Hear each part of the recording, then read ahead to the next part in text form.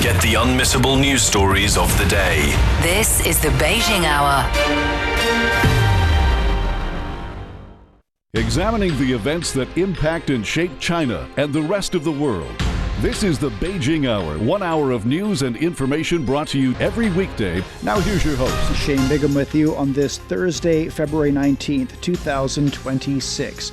You're listening to a special holiday edition of the Beijing Hour, coming to you live from the Chinese capital. On today's program, the latest trilateral talks on the 4-year Ukraine conflict have come to an end without any breakthrough reported. A court in South Korea has sentenced the country's former president to life in prison on insurrection charges. And travel numbers in China, including visits by foreign nationals, continue to surge over the Spring Festival holiday. And starting today, we're bringing you a 3-part series on China's path toward its dual carbon goals. The first episode is about clean energy solutions, how to build a sustainable network, and the challenges of those efforts. Now checking the day's top stories. Trilateral talks between Ukraine, the United States, and Russia have wrapped up in Geneva with no major breakthrough reported. Ukrainian President Volodymyr Zelensky said the discussions made some initial progress, but positions remain far apart. He noted proposals for possible U.S. involvement in monitoring a ceasefire, along with sensitive issues including the Donbass region and the Zaporizhzhia nuclear power plant. A Russian presidential aide described the atmosphere as difficult but businesslike, confirming there will be another round of negotiations soon. The third round of talks comes just days before the 4th anniversary of the start of the conflict. Jagruti Davi has more from Washington. Well, the president's envoy, Steve Witkoff, has given an upbeat summary of these talks. He took to social media and said President Trump's success in bringing both sides of this war together has brought about meaningful progress. He said both parties agreed to update their respective leaders and continue working towards a deal. The benchmark of success for the US appears to be the fact the US can bring both parties to the table. This is something that's been echoed by Marco Rubio in the past. But this benchmark appears to be different to what the Ukraine and Russia measure as success. And so I think what we're seeing here is clearly a positive spin in public, but behind the scenes, there clearly must be some frustration at the lack of progress. Remember, this isn't the first time this has happened. Previous US mediated talks have also ended without a breakthrough, and Donald Trump, who's prided himself on being a peacemaker, clearly must be frustrated that peace has not manifested as quickly as he had promised in this instance. That was Jagruti Davi reporting. Well, after the talks, Russia said its delegations operating under understandings reached at an August meeting in Alaska between President Vladimir Putin and U.S. President Donald Trump. Moscow says its military operations will continue despite ongoing diplomacy. Dasha Chernashova has more from Moscow. The Kremlin has been saying that it is up to the negotiators on the ground to be providing the comments on what is being discussed between the delegations. But we know that these are the discussions that have lasted for 2 days. They have been talking for more than 4 hours on Tuesday, and they have been talking about 2 hours on Wednesday. Those are the discussions that are quite important. They are proceeding in an expanded format from the Russian side. And we are hearing some words from Russia's lead negotiator, Vladimir Medinsky, who has been speaking to the reporters on the ground in Geneva. Here is what he had to say. As you know, the talks lasted for 2 days. We had very long discussions yesterday in various formats. Today we talked about 2 hours. Talks were difficult but businesslike. A new meeting will take place soon. And following these comments, Vladimir Medinsky has been holding another round of meetings, which the Russian media have been talking about. Medinsky has confirmed that he had an about 2-hour-long private conversation with the Ukrainian side. And also we've been hearing from Russia's foreign ministry spokeswoman saying that Kyiv has actually intensified its attacks on the civilian targets inside Russia ahead of the negotiations in Geneva. Zaharova was also saying that the West and Kyiv believe that Moscow will pause its military operation and watch Ukraine arm itself. Then Moscow says those who are taking this as a possibility are just foolish, in her words. So at this stage, we understand the negotiations is something that Moscow is counting on. But in the meantime, those military activities are expected to continue. Zdesha Chernashova reporting from Moscow. Ukraine's faced sustained pressure from U.S. President Donald Trump to agree to a deal that could mean painful concessions as Russian forces slowly advance on the battlefield. After the two-day talks, Ukrainian President Volodymyr Zelensky said he was dissatisfied with the outcome, while at the same time, Washington reported meaningful progress. Yellow App David takes a closer look from Geneva. The speed, really, of what's being agreed or not being agreed doesn't really affect what's happening in eastern Ukraine. However, there is a degree of optimism that both sides seem to suggest that, the talks are difficult, but they are important. And there was not an excessive amount of optimism before this latest round in Geneva, after 2 rounds in Abu Dhabi. But I think, when you listen to what Rustem Umerov, the lead negotiator on behalf of the Ukrainian government, what he was saying, he did clarify and say that they were looking at what may happen with a ceasefire and the mechanics of discussions that had taken place on the Tuesday. So some optimism there. There is progress, but no details can be disclosed at this stage. The next step is to achieve the necessary level of consensus to submit the developed decisions for consideration by the presidents. Our task is to prepare a practical, not merely formal, foundation for this. Ukraine remains constructive. The ultimate objective is unchanged, a just and sustainable peace. I mean, the difficulty for the Ukrainians is that they want to push ahead with a ceasefire. They want a stop to this war after so much impact on Ukraine. But how do they do that if they're expected to cede territory or relinquish control entirely of the Zaporizhzhia nuclear plant? If they do that, and opinion polls reflect the opposite, that most Ukrainians still don't agree with that, and as President Zelensky himself said in Munich, sometimes, honestly, it feels like both sides are talking about completely different things. And that gives you an idea of how far apart they are on the main principles of what they hope to achieve in these talks. That was Yolo App David reporting. Russian state news outlet says the latest round of Ukraine talks excluded European representatives. European leaders have repeatedly insisted that Europe and Ukraine must be directly involved in any peace process. The reported exclusions adding to strains in transatlantic ties. Speaking at the Munich Security Conference, German Chancellor Friedrich Merz warned that a deep divide's open between Europe and the United States. Pressure from U.S. President Donald Trump on NATO allies has also heightened tensions. Washington's demanding sharp increases in defense spending, and the Europeans are doubtful about Washington's long-term security commitments. For perspective on the Geneva talks, Rong Ying, chair professor at Sichuan University, says it's too early to expect any major breakthroughs in the negotiations. It is true. I think while we are hopeful and with cautious of the ongoing sort of peace talks, the trilateral peace talks between Russia, Ukraine, and the United States, definitely it is not the right time to expect a big or a game changer.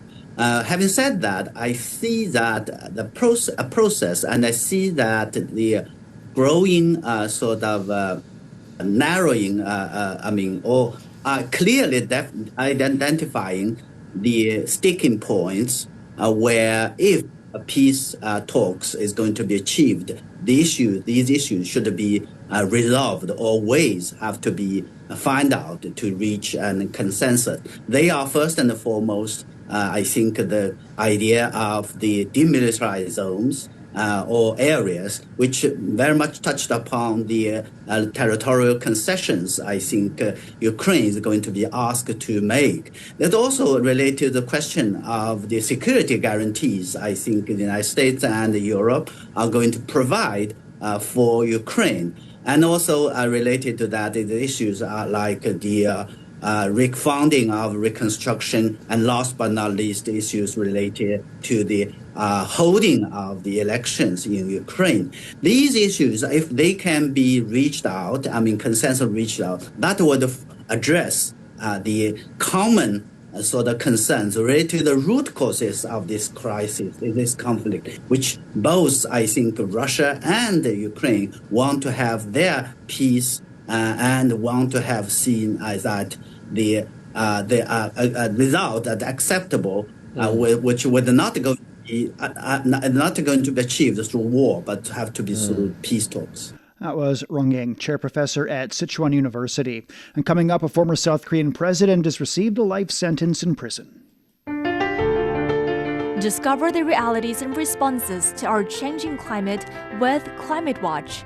Uncover critical issues such as the Masai Mara's disrupted wildebeest migration and the drop in the Panama Canal's water levels. Delve into solutions for a sustainable future. Tune in to Climate Watch on your favorite podcast platform. Become more eco-conscious and take action to protect our planet. We're at 11 minutes past the hour. A South Korean court has sentenced former President Yoon Suk-yeol to life in prison for insurrection over his declaration of emergency martial law. The court said Yoon's actions, which included deploying troops to the National Assembly, aimed to block parliament from functioning, calling it an unconstitutional attempt to seize power. Counsel had sought the death penalty, arguing Yoon mobilized troops and police to obstruct lawmakers and detain key political leaders, despite the absence of war or a national emergency. The release of millions of documents related to Jeffrey Epstein is fueling coordinated investigations across several countries. Independent experts appointed by the UN Human Rights Council say the abuse of women and girls detailed in the newly released files may meet the legal definition of crimes against humanity. They describe the evidence as pointing to a possible global criminal enterprise rooted in exploitation, misogyny, and corruption. In the United States, lawmakers in New Mexico have launched a separate investigation into Epstein's activities in the state, including allegations connected to a ranch that he once owned. In the United Kingdom, police in 3 counties are reviewing private flights linked to Epstein through Stansted, Luton, and Birmingham as part of a nationally coordinated framework. Meanwhile, in France, prosecutors are urging potential victims to come forward. French magistrates are examining possible offenses involving French nationals or acts committed on French soil. Authorities say the reviews are ongoing, with further findings expected later this year. In the United States, where Epstein operated with impunity for decades, survivors say the system is failing them, protecting the powerful while exposing the vulnerable. Nitza Soledad-Perez has more from Miami. The fallout from the Epstein files has been swift outside the United States. In Britain, Andrew Mountbatten Windsor, formerly Prince Andrew, was stripped of his title, relieved of his duties, and booted from his royal residence by his brother, King Charles. British Prime Minister Keir Starmer's government is under pressure after members of his circle were linked to Epstein, including Lord Mandelson, whom Starmer appointed ambassador to Washington. Starmer fired Mandelson-Epstein connections, and Mandelson is now under criminal investigation. Starmer is facing calls for his resignation. But his judgment is now being really called into question. He appointed Lord Mandelson to be the UK ambassador to Washington, even though it was known at the time of the appointment that Mandelson had a long-standing friendship with Epstein. Norway has become the first country to bring criminal charges based on the Epstein files. A former prime minister has been charged with gross corruption over gifts, travel, and loans he allegedly received from Epstein. Norway's crown princess has apologized over her friendship with Epstein. And Norway's ambassador to Jordan and Iraq has resigned and is under investigation for corruption. In Dubai, the head of DP World, one of the largest port operators in the world, was fired after documents revealed lewd exchanges with Epstein. In the United States, there have been consequences, but not from the Justice Department.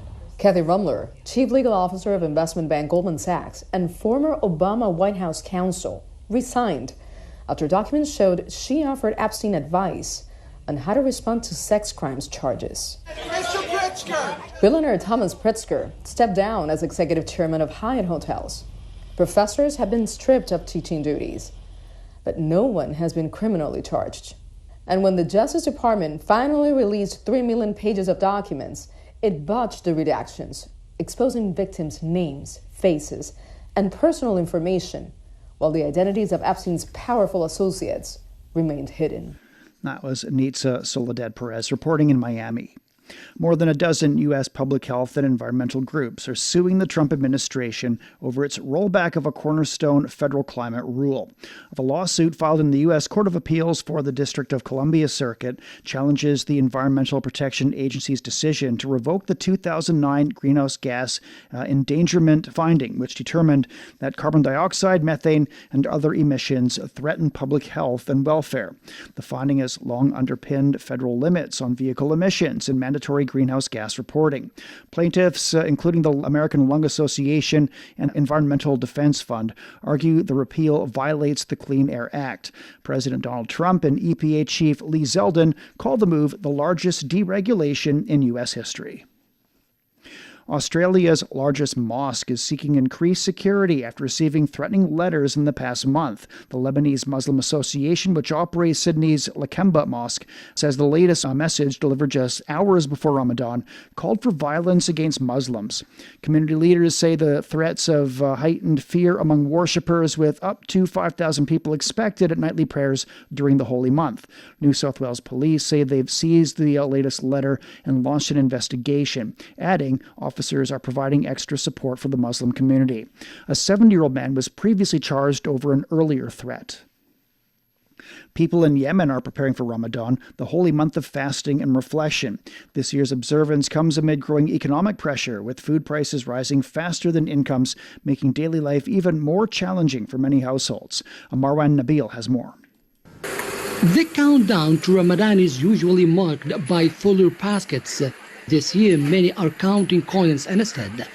In Aiden's markets, even basic Ramadan staples now require careful choices as prices rise while incomes remain largely unchanged. Shopkeepers say demand is weaker than usual. Shelves are stocked, but customers hesitate buying smaller quantities, delaying purchases, or turning to credit. Some vendors say the season that once promised higher sales now brings uncertainty instead. Each year we import smaller quantities, especially basic goods, because prices are high. Customers who used to buy in bulk now take only half. Market activity has dropped, and this Ramadan is weaker than previous years, especially with the fluctuations in the exchange rate. Families are quietly adjusting traditions. Fewer dishes on the iftar table, smaller portions, greater reliance on community support or local charity. For many holders, Ramadan spending now depends on informal credit, borrowing from relatives or help from neighbors. But for small vendors, weaker demand means tighter margins. Some say they are cutting stock to avoid losses, while others fear another difficult season could force them to shut their stalls altogether. Some families still haven't received their salaries while prices remain high in the markets. The exchange rate has improved, but prices have not gone down at all. We are exhausted by this situation. The gap between rising prices and stagnant incomes continues to widen, trapping both consumers and traders in the same economic squeeze. Here in Aden, Ramadan preparations reflect how economic pressure is reshaping everyday traditions. For many Yemenis, this holy month now begins with careful choices, not abundance. That was Marwan Nabil reporting. And coming up, travel numbers continue to surge during China's Spring Festival holiday. Want to learn about world affairs in a more laid-back and accessible manner? Join insiders, experts, and analysts in the casual setting of the Chat Lounge to hear their personal experiences and opinions on major events and hot issues. Subscribe to Chat Lounge for free on Apple Podcasts, Spotify, or wherever you get your favorite podcasts.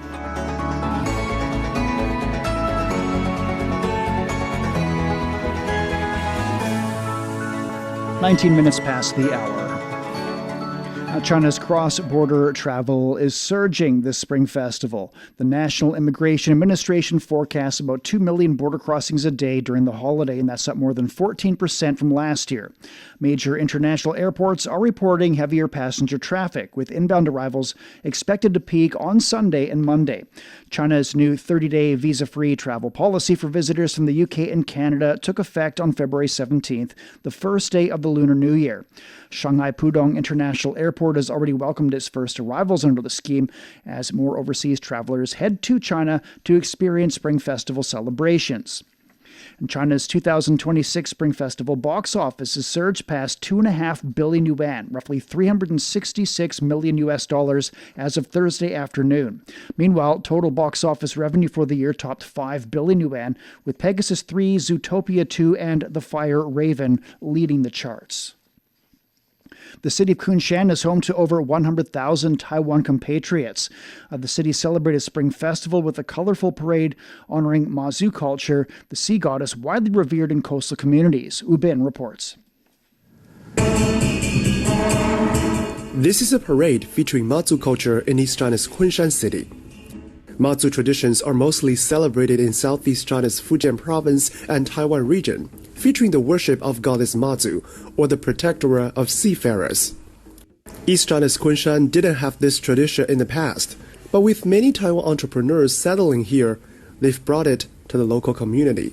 I joined them after the parade to experience the hardship behind the costume. Trust me, it was far more difficult than it looks. Well, thank you. So after 5 minutes of trying, I'm already a bit tired. And this structure weighs just 5 kilograms. And imagine, the whole costume weighs over 20 kilograms. Chang is the head of the group. He organizes Taiwan compatriots in Kunshan to practice the performance at weekends. Sometimes the parade lasts for hours, and they have to take turns every 20 minutes.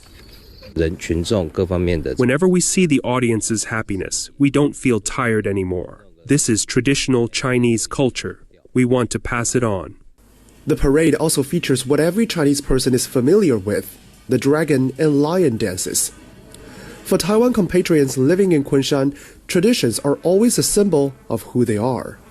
We are all descendants of the dragon. We have dragon and lion dances across the Taiwan Strait. This is a cultural tradition passed down through generations, serving as a bond between the two sides. Mazu is a significant embodiment of the shared roots, common heritage, and cultural continuity between the two sides of the Taiwan Strait. It also stands as an important component of China's traditional culture. Mazu plays a vital role in cross-strait exchanges, forging a strong bond between compatriots on both sides. Kunshan is one of the most active regions on the Chinese mainland with business, economic, and cultural ties with Taiwan. Each year, many activities with Mazu as the theme will be held in the city. That was Ubin reporting.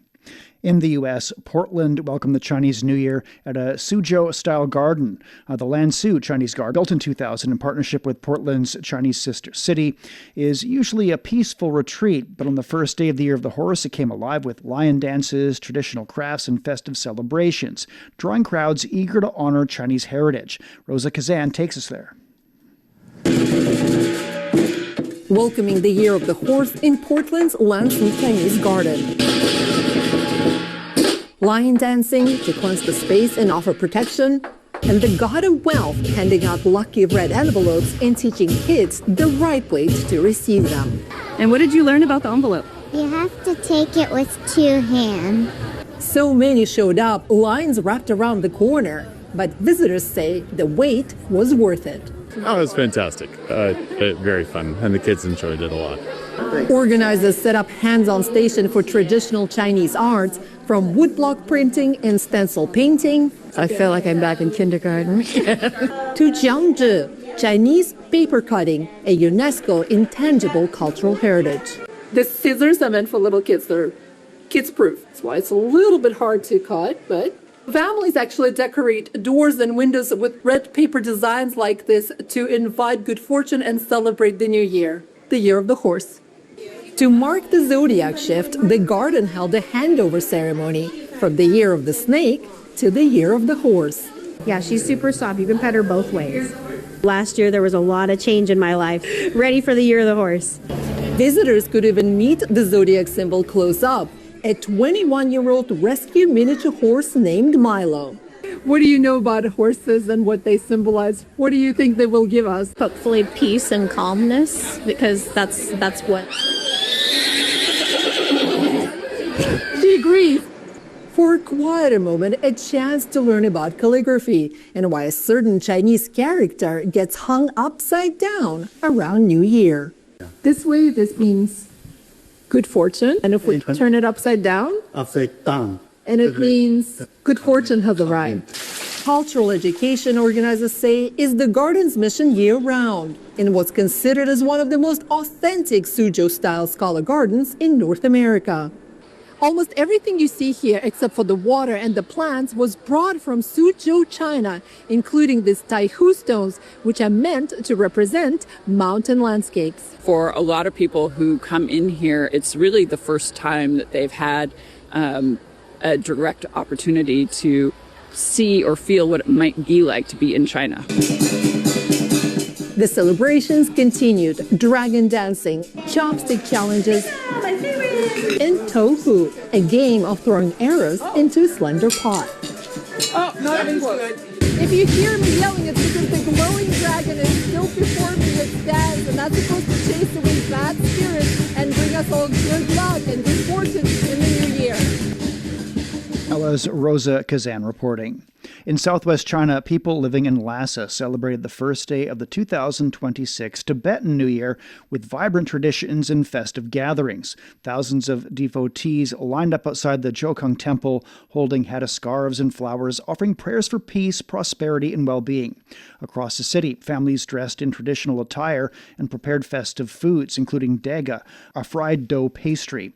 A key New Year ritual is the offering of the chima box filled with roasted barley and fried wheat grain, symbolizing a good harvest. Family members toss a pinch of the grain into the air while exchanging the greeting, Tashi Dalek, to welcome good fortune. In the afternoon, families gathered to perform the lively Gorshi Circle dance, celebrating reunion and joy on the snowy plateau. Meta CEO Mark Zuckerberg has taken the stand in Los Angeles in a landmark trial over the impact of social media on young people. Zuckerberg is facing questions about Instagram's design and youth safety as plaintiffs argue Meta's platforms deliberately addict and harm children. He told the court he still believes existing scientific evidence is not proven that social media causes mental health damage. The case centers on a 20-year-old woman who says her early use of Instagram fueled addiction, depression, and suicidal thoughts. The trial is seen as a bellwether that could shape thousands of similar lawsuits against social media companies. Experts say a week-long snow drought in Northern California's Sierra Nevada helped create the unstable conditions behind this week's deadly avalanche. Meteorologists explained that dry, clear weather since January allowed older snow layers to harden and change in structure. When several feet of new snow fell during a powerful winter storm, it did not properly bond with the older surface beneath it. Craig Clements is a meteorology professor at San Jose State University who has conducted avalanche research. Let's say you have multiple storms and you have new snow on top of new snow on top of new snow. Those layers can bond a little bit easier versus old snow and new snow. Because the old snow, the crystals change and there's less ability for them to bond well with new snow. And that's what happened here. Clemens says avalanche danger is typically highest within the first 24 to 48 hours after a major snowfall. Authorities have issued avalanche warnings for the region before the storm intensified. He adds that this type of avalanche is not unusual for California, Sierra Nevada, and cannot be directly linked to global warming. The Sierra Avalanche Center says the snowpack remains unstable and unpredictable, with the threat of additional slides continuing in the area. We're at 29 past the hour. Checking the forecast, and Beijing's down to -1 Thursday evening. It'll be sunny and 15 on Friday. Shanghai's overcast and 7 tonight, then sunny and 19. Chongqing will be cloudy tonight and tomorrow, a low of 9 and a high of 20. Nanchang's getting a light rainfall and a low of 5 this evening, followed by sunny conditions and 17. Last is cloudy tonight and tomorrow, a low of -4. The high is 11. Elsewhere in Asia, Islamabad's down to 11 this evening, then it's cloudy and 24 on Friday. Vientiane will be cloudy and down to 19, then sunny and 30 degrees. Phnom Penh's getting a light rainfall and 23 tonight, followed by overcast skies and 35 degrees Celsius. And that's it for this special holiday edition of the Beijing Hour. Up next, the first installment of our 3-part series on China's path toward its dual carbon goals. Making news today, the latest trilateral talks on the 4-year Ukraine conflict have come to an end without any breakthrough reported. And a South Korean court has sentenced the country's former president to life in prison. On behalf of the staff, Shane Begum in the Chinese capital, hoping you'll join us for the next edition of the Beijing Hour. Shh, listen up. Can you hear the heartbeat of our world? It's vibrant and pulsating with the essence of life itself. From the stem of trees to the gurgle of rivers. From the silent strength of mountains to the icy whispers of glaciers. Even the solid ground beneath our feet. And right there, in the midst of all, beats the heart of humanity. What if those other heartbeats were to stop? Would ours keep on ticking? Ever wondered what's actually going on in Africa through the perspective of an African? How are things really going between China and Africa? What's the narrative of this relationship? Well, get a perspective with China-Africa Talk. Hear from African diplomats, entrepreneurs, academics, Chinese natives, and more. Get on our wavelength every week to find out what's real with China-Africa Talk. Find us on your favorite podcast. We'll see you there.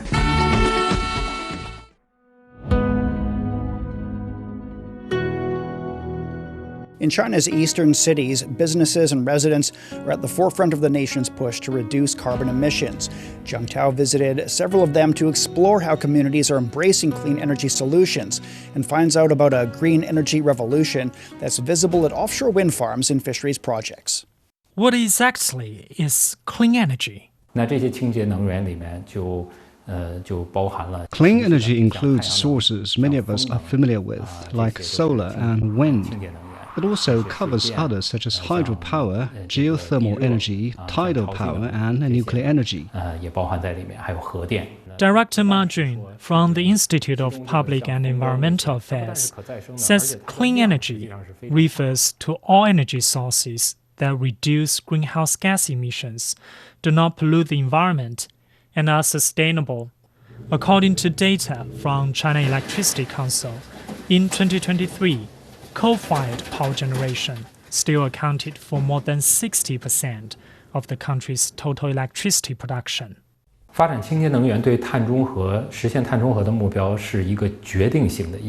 development of clean energy is crucial to achieving carbon neutrality. This is because overall 80 to 90% of carbon dioxide emissions come from the production and use of energy. While coal continues to play an important role, clean energy projects have been rapidly growing over the past decade.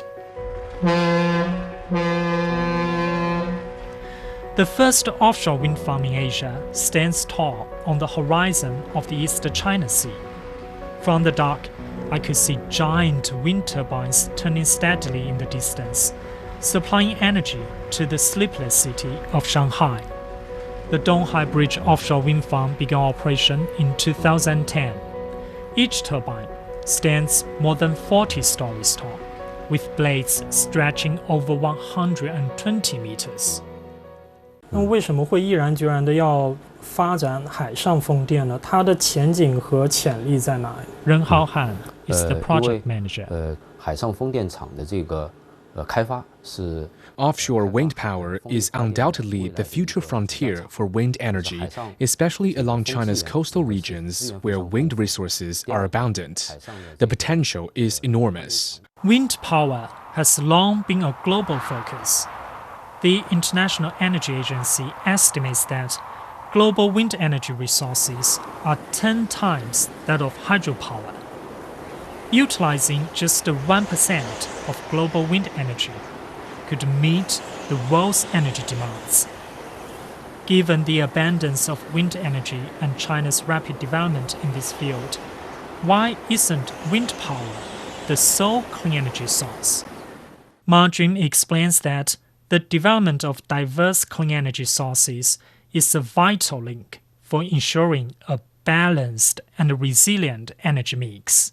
风能呢，它有它的很大的优势，但是呢，它也存在着一些短板。 Wind energy is great, but it's not without its problems. The main issue is that it's pretty unpredictable. Wind doesn't always blow when we need it. That's why we need to come up with new ways to mix different clean energy sources together. In addition to producing more clean energy, storing the clean energy resources is also an important part of the clean energy industry. One such example is Jintan Salt Carbon Energy Storage Project in Changzhou, at the center of the economically active Yangtze River Delta. During off-peak hours, electricity is used to compress and store air in a salt cavern. Pang Libo, deputy director of the Energy Storage Project, described the station as a massive power bank. 新能源中那个风电和光电，它属于 If there is little electricity consumption when wind and solar power are generated, the power would be wasted. By storing it, we capture renewable energy that would otherwise be lost. The cavern, located a kilometer underground and the size of 105 Olympic swimming pools, can store 300,000 kilowatt-hours of electricity, enough to power 30,000 residents for a day. These mines require investment for rehabilitation anyway, so using them not only generates economic benefits, but also helps manage mineral resources effectively. In a village on the outskirts of Changzhou, I found the local people's carbon reduction awareness well above many residents from first-tier cities in the country. But this place was once troubled by environmental issues in the aquaculture ponds due to the feed used for crab farming.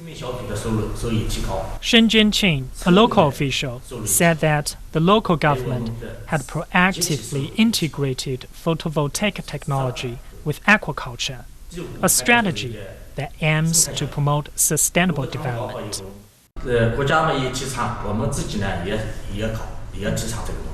This is what the government encourages, and we ourselves should also promote.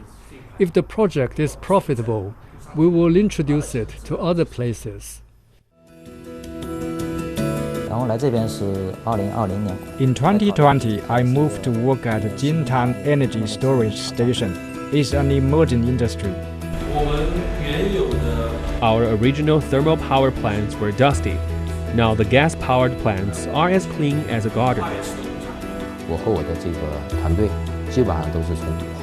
We made the transition from thermal power to renewable energy in 2007. It has been a true privilege to be part of this flourishing journey over the past decade and more. Our Eastern China trip took us to Xitaihu Industrial Park in Changzhou, a hub for hydrogen energy-related enterprises. The industrial park is large in scale. Compared to countries like Germany, Japan, and South Korea, China started relatively late in hydrogen energy development, especially in areas such as fuel cell efficiency, storage systems, and refueling infrastructure. Nevertheless, industry insiders believe that with continuous technological advancements, hydrogen energy will become a pillar of China's energy security and low-carbon transformation. Liu Dongwei, a private business owner who previously worked in venture capital, explains his recent shift to the hydrogen energy sector. We have seen its enormous potential. Once the industry takes off, it will become a $1 trillion market and create many job opportunities.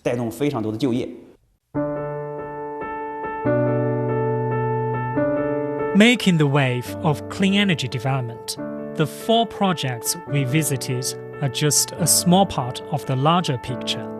From offshore wind farms towering over the East China Sea to solar panels floating above aquaculture ponds in rural Changzhou, clean energy is no longer just a vision, it's becoming reality. 不但是说我们的在生产加工能力方面是绝对的这个全球的领先。China leads globally in clean energy-related manufacturing. We produce over 80% of the world's solar panels, 60% of the power batteries, and 50% of wind equipment. At the forefront of the green transition, we're also advancing rapidly in research and innovation. 中国也是站在潮头的。And successful stories and innovative models are quickly shared, sparkling the creation of more clean energy projects. Data from the National Energy Administration reveals that China is making strides in clean energy, with more than half of the world's new wind and solar capacity coming from the country as of 2023. Behind the achievement is a sweeping wave of clean energy projects spreading across the country. We are turning our attention to those people who are making strenuous efforts to build the foundation of a clean energy system.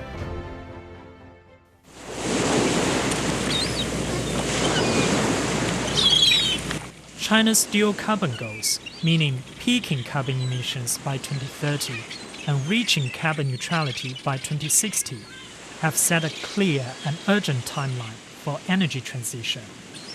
In cities like Shanghai and Changzhou, a quiet green energy revolution is already underway. 像上海的这个几个海上风电的这个项目。 Offshore wind projects in Shanghai have begun to provide cheaper electricity. The fishery solar project generates enough power every year for 80,000 residents. Our company has developed seawater electrolysis systems for hydrogen production. We are the only firm in the world capable of commercial manufacturing. These projects didn't happen overnight. We had no experience at all for offshore wind construction. Everything, from designing to turbine selection, had to be figured out from nothing. Xu Zhe, site manager of Donghai Bridge offshore wind farm, the first of its kind in Asia, witnessed the industry's evolution from day one. Back then, we didn't even have transport or installation vessels. We had to design them ourselves. To adapt to the soft seabed, we developed high pile foundations techniques that became foundational for future projects. In just over a decade, China emerged as a global leader in large-capacity offshore wind turbines. Following the launch of the Donghai project, provinces like Jiangsu, Fujian, and Guangdong have rolled out even more ambitious offshore wind farms. Industry insider Ma Jun explained that, much like wind power, the distribution of clean energy resources varies across regions, so development must be tailored to local conditions. Many of these resources are located in remote or hard-to-reach areas, such as offshore, even in deep or open seas, or on high plateaus, where wind conditions are ideal, but far from consumption centers. That makes efficient utilization difficult and transmission costs very high. Still, great efforts are made to bring clean energy closer to where people live. In Lujia Township, Changzhou, a fishery solar hybrid project has been developed through collaboration between a state-owned energy company and the local aquaculture business. Dai Fei, an executive at Jiangsu's North Arc Agricultural Technology, oversees the aquaculture side of the operation. We make standardized ponds for specific species like crabs and turtles, then customize the solar arrays. Solar and aquaculture don't just coexist, they support each other. The key is keeping agriculture at the core. That ensures sustainability and integration with the local economy. Sustainability lies at the heart of these projects. Early on, many of them relied on government subsidies. Today, some, like Donghai, are profitable on their own. Thanks to advances in technology, many clean energy projects have seen their maintenance operations become increasingly automated. Jia Shizhong, head of maintenance at Donghai, reflects on how the work has evolved. Now we monitor most systems remotely, but during typhoons or when severe and hazardous weather strikes, we still go offshore for hands-on inspections. Many of us have been here since day one. We know each turbine inside and out. 10 years ago, wind and solar power were much more expensive. Today, wind is over 60% cheaper, and solar is more than 80% cheaper. That's largely because China has built so many wind farms and solar panels. China has also made notable progress in other clean energy sectors, such as hydrogen energy, although it's a late entrant in the sector compared to countries like Japan. Hydrogen, a clean and efficient secondary energy source, can power vehicles and industries, while also act as long-term energy storage. Currently, hydrogen energy contributes only around 0.1% to China's total energy mix. However, it plays an outsized strategic role in decarbonizing sectors that are difficult to electrify, such as heavy industry, shipping, and long-haul trucking.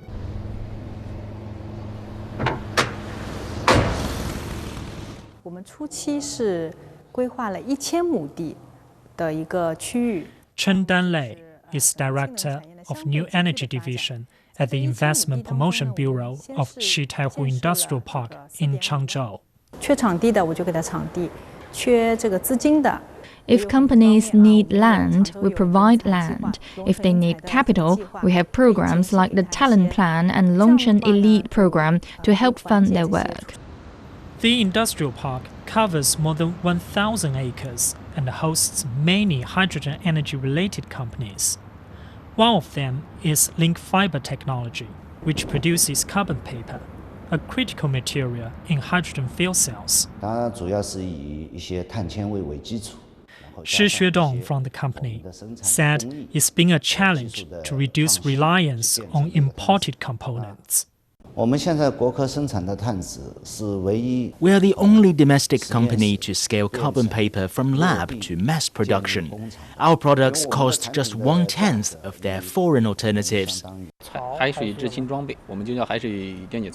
Zhang Yang, an executive from another hydrogen energy company, described a breakthrough in seawater electrolysis.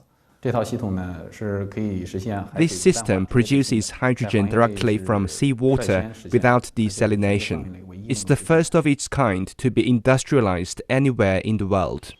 As clean energy expands, so does the need for storage. Energy storage captures excess electricity during low demand hours and releases it during peak time.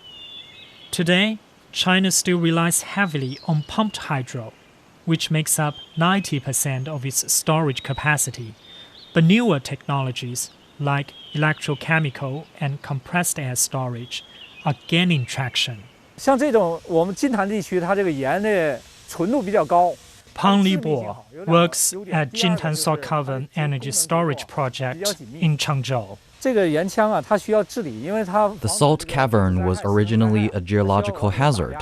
Now it stores compressed air for energy without using any fossil fuels during the process. We're also using abandoned mines, tunnels, and pipelines to create new energy storage systems. It opens up huge possibilities. By the end of 2024, China's installed capacity of renewable energy surpassed coal for the first time.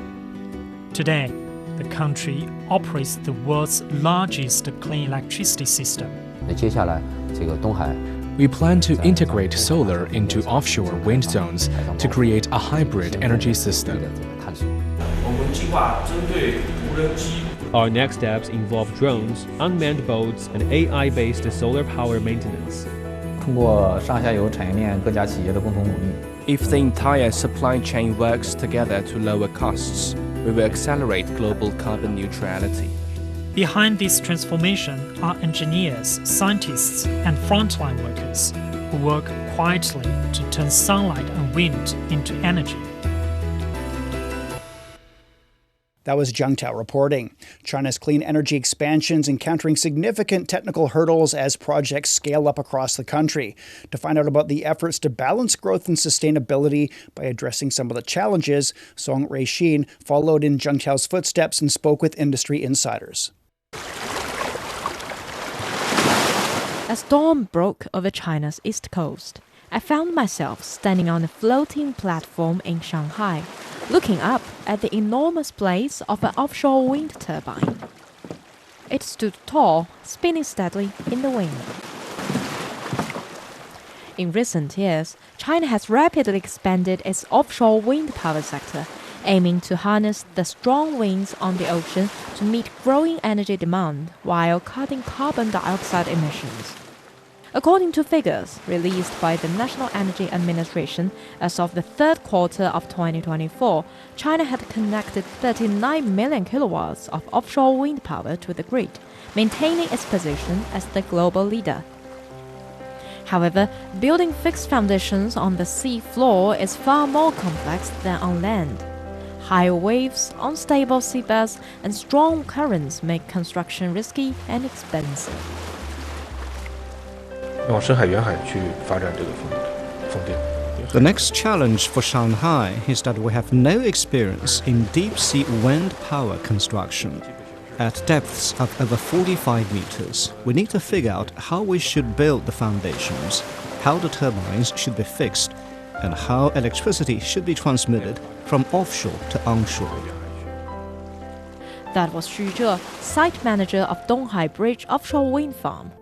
He talked about the hurdles that current system is not yet equipped to handle. Lack of infrastructure and the technological barriers are just part of the major challenges faced by the green energy sector. The imbalance, unpredictability, and inconsistency of weather conditions and resources have been another concern that leads to power shortages or grid instability. Renewable energies can't always get where it's needed. When the wind dies down, the power goes out. And when the sun shines too bright, the grid can't always keep up. Ma Jun said that access to wind energy is unevenly distributed globally. 有些地区呢是属于风电 Some regions are especially rich in wind energy resources. Unfortunately, many of these areas are quite remote and hard to reach, such as offshore, even in deep and open seas or on high plateaus. While these locations have strong winds, they are far from consumption centers, making it difficult to utilize the energy effectively. As a result, transmission costs are very high.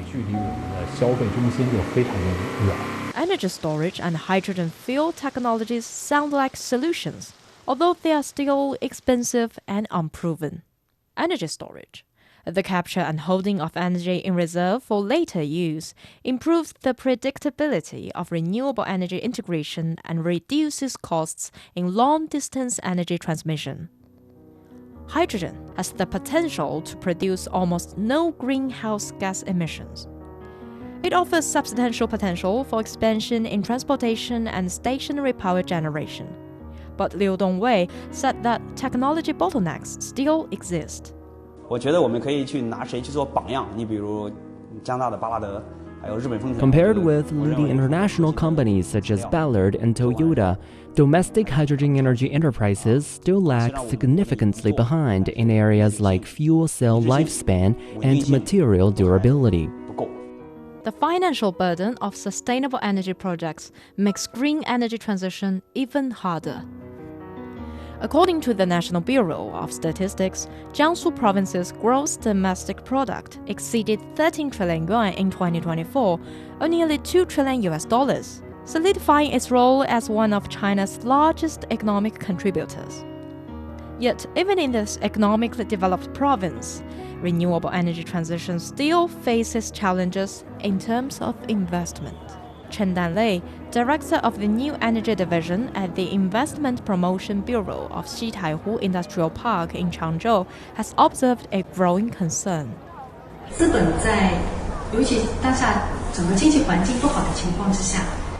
During economic downturns, capital remains cautious about investing in hydrogen energy, leaving government industrial funds to bear most of the risk. Xu Zhe noted that limited profitability also hinders the growth of the business. Although the cost for power generation has decreased, the profit is not enough, making it highly dependent on financial support. Echoing this concern from a different sector of the clean energy industry, Zhang Yang, an executive from a hydrogen energy company, called for coordinated effort across the industry to lower costs and enable sustainable growth. We hope that through the joint efforts of all companies across the upstream and downstream industry chains, the overall cost of the industry can be reduced as soon as possible, thereby promoting the healthy and rapid development of the entire industry. Behind the scenes, there is also a growing demand for the right people to keep things moving. Cross-disciplinary talent is in short supply, especially in areas such as agrivoltaics and energy storage operation and maintenance. Cheng Feng is an aquaculture farmer from Changzhou, Jiangsu province.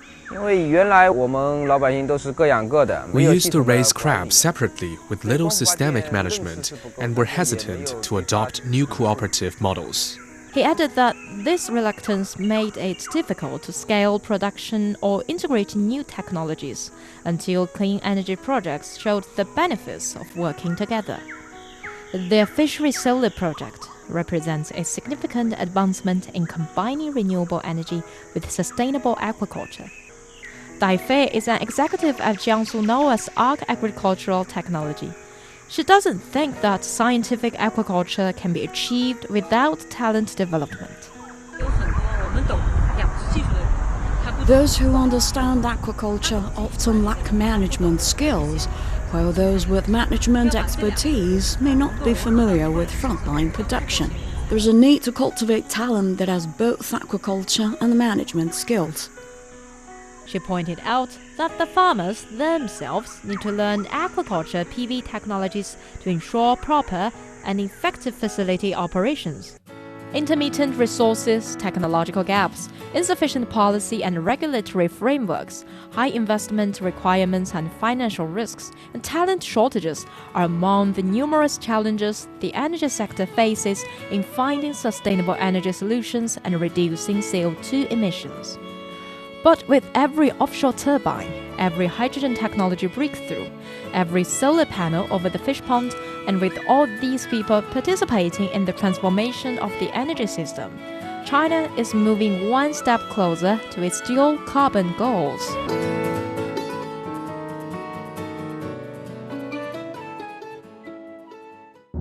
Find the Beijing Hour at precisely 6 p.m. Beijing time. We meet you on podcast and on air every weekday. The Beijing Hour, your window on China and the rest of the world. He can't live without the Yellow River in his eyes. The Yellow River is so noble and elegant. Both my grandpa and dad made a living from the river. Would you like to move away from the Yellow River? I don't think I will. I love it so much. The Yellow River, the second longest river in China, is regarded as a shaping force in the history, economy and culture of northern China. Today, about 100 million people live within its water basin, making up nearly 9% of the country's population. How is climate change felt at its headwaters? And what are the locals doing to cope with it? What are the descendants of the boatmen doing? What has kept some people from leaving their home village by the river? And what has drawn others back? Could the fading fishing community revive in a time of digital transformation? From 2021 to 2024, our reporters visited the upper, middle and lower reaches of the Yellow River, talked to the herders, farmers, boatmen, fishermen and eco-activists who share a close bond with the river, and present their stories in pictures, podcasts and videos, all in our 12-part series, The Yellow River Mosaic, available only on CGTN Radio.